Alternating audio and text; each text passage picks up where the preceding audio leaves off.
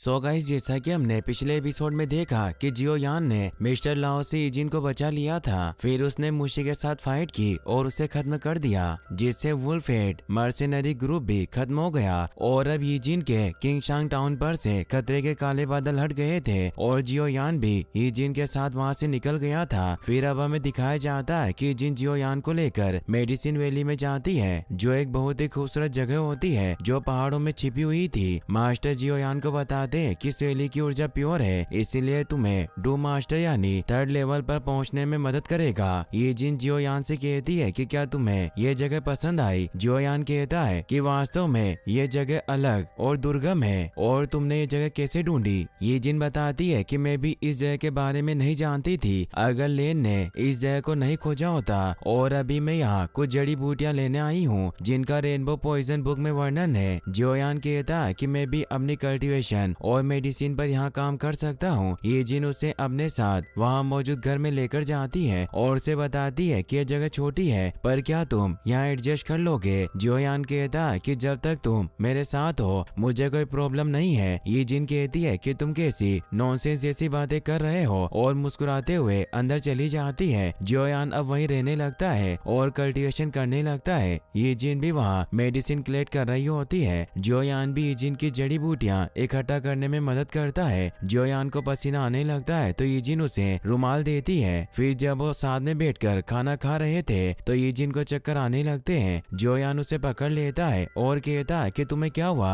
ये जिन कहती है कि शायद मैं जड़ी बूटियां इकट्ठा करते हुए थक गई और इसमें कोई गंभीर बात नहीं है, और वो डांस करने लग जाती है। उसका डांस देखकर जियो यान ख्यालों में खो जाता है। तभी मास्टर खांसते हैं और जियो यान को याद आता है कि उसे बिस्ट कोर को ढूंढना है। इसीलिए ये जिन से कहता है कि मैं भी वैली से बाहर जा रहा हूँ, लेकिन मैं अंधेरा होने से पहले वापस आ जाऊंगा और तुम मेरी फिक्र मत करना। और वो वहाँ से चला जाता है। फिर हम देखते हैं कि मास्टर जियो यान को जंगल में एक जगह पर लेकर आ गए थे। जियो यान मास्टर से कहता है कि क्या आपको पूरा यकीन है कि हम यहाँ रैंक 2 आइस बिस्ट को पकड़ सकते हैं। मास्टर उसके सर में मारकर कहते हैं कि तुम अपने मास्टर की इज्जत करना भूल गए हो और क्या ये सब ये जिन के साथ रहने से हुआ। जियो यान कहता है कि ऐसा नहीं है। मास्टर उसे बताते हैं कि वो जगह है जहां आमतौर पर आइस बिस्ट पाए जाते हैं। जरूरी नहीं है कि यहाँ सिर्फ रैंक 2 के आइस बिस्ट मिले। वही हम एक आंख वाले डीमन को देखते हैं जो लिंगर और कागेंग पर हमला कर रहा होता है और वो उसे नहीं जीत पा रहे थे। वो बिस्ट लिंगर को मारने के लिए आगे बढ़ता है, मगर तभी वहाँ पर कागेंग की बहन आ जाती है जिसका नाम किंगे था, जो उस बिस्ट को अपने खंजर से मार देती है। फिर वो लिंगर से पूछती है कि क्या तुम ठीक हो। लिंगर नामे जवाब देती है और उन्हें बताती है कि गेनमू से लड़ाई के बाद मैं और कागेंग पूरी तरह से ठीक नहीं हुए हैं और उन बिस्ट को मारना बस थोड़ा जबरदस्त है। किंगे उसे कहती है कि तुम चिंता मत करो, मैं यहाँ तुम्हारे साथ हूँ। तभी वहाँ एक आइस बिस्ट आ जाता है जिससे वो डर जाते हैं क्योंकि वो सेकंड लेवल के बिस्ट का सामना नहीं कर सकते थे। वो बिस्ट उन पर अपने आइस स्पाइक से हमला करता है। किंगे बचाव में उसकी तरफ खंजर फेंकती है, मगर वो आइस स्पाइक फिर भी उसकी चेस्ट पर लग जाता है जिससे वो घायल हो जाती है और वो बिस्ट वापस से उन पर अपने स्पाइक से हमला करता है। लेकिन तभी जियो यान अपनी तलवार वहाँ फेंक कर उन्हें बचा लेता है और अब जियो यान भी वहाँ जाता है और अपनी एक्सप्लोडिंग स्टेप्स और ऑक्टेन ब्लास्ट का यूज करके उस आइस बिस्ट को जान से मार देता है और उसकी गर्दन में आइस को चेक करता है, लेकिन उसमें कोई कोर नहीं होता जिससे वो निराश हो जाता है। लिंगर जियो यान को देखकर खुश होती है और दौड़कर उसके पास आ जाती है। वो उसे कहती है कि तुम बिल्कुल सही समय पर आए। कागेंग उसे कहता है कि भाई तुमने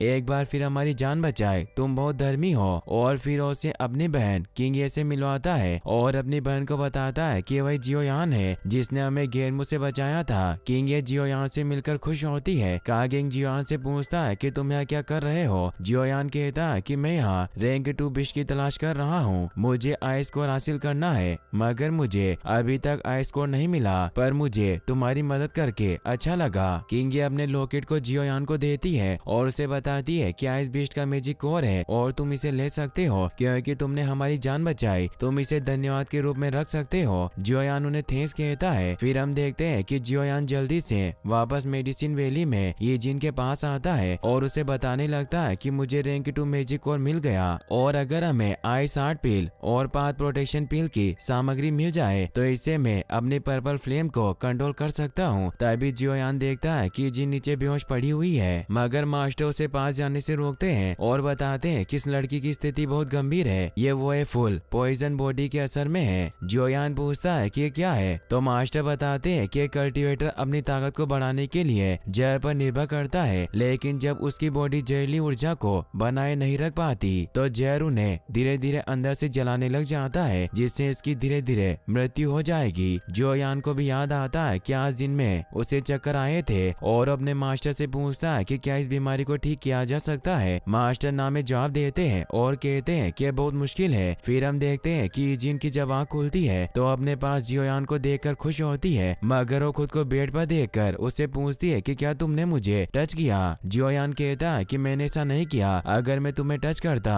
तो तुम्हारी जहरीली बॉडी की वजह से मैं ऐसे ही मर गया होता, और तुम चिंता मत करो, मैं अब तुम्हारा ख्याल रखूंगा और हम साथ मिलकर तुम्हारी इस पॉइजन बॉडी बीमारी से